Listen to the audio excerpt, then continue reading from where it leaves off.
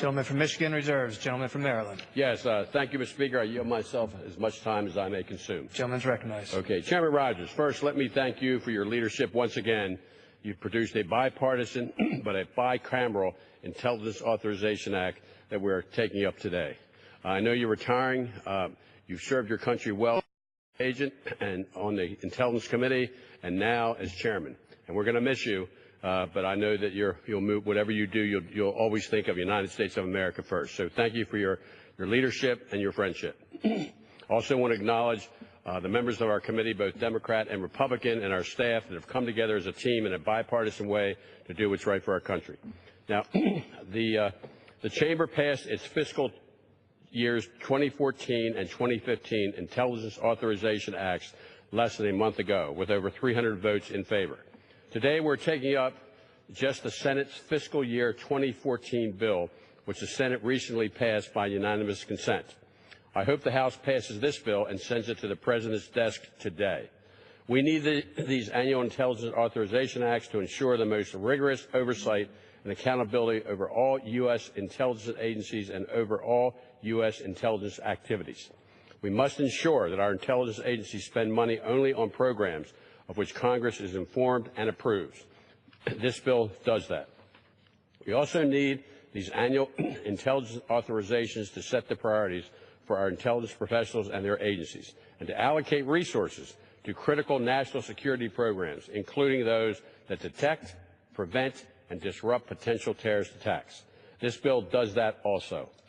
And we need the Intelligence Authorization Acts to promote fiscal discipline. This bill makes cuts to certain areas and adds money in other areas in a responsible, well thought out, and fiscally prudent way.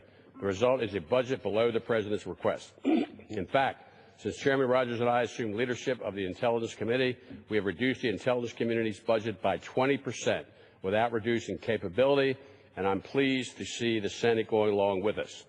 The unclassified, and I do want to acknowledge also Senator Feinstein and Chambliss for working together with us in a partnership to do what's right for our country and national security. The unclassified legislative text in this Senate bill is very similar to what this chamber debated last month. It makes substantial improvements to the security clearance process. It requires detailed reports on matters such as electronic waste and chemical weapons in Syria. And it promotes education in science, technology, engineering, and math. The Senate also added 3 substantive provisions, all of which greatly promote transparency, oversight, and accountability.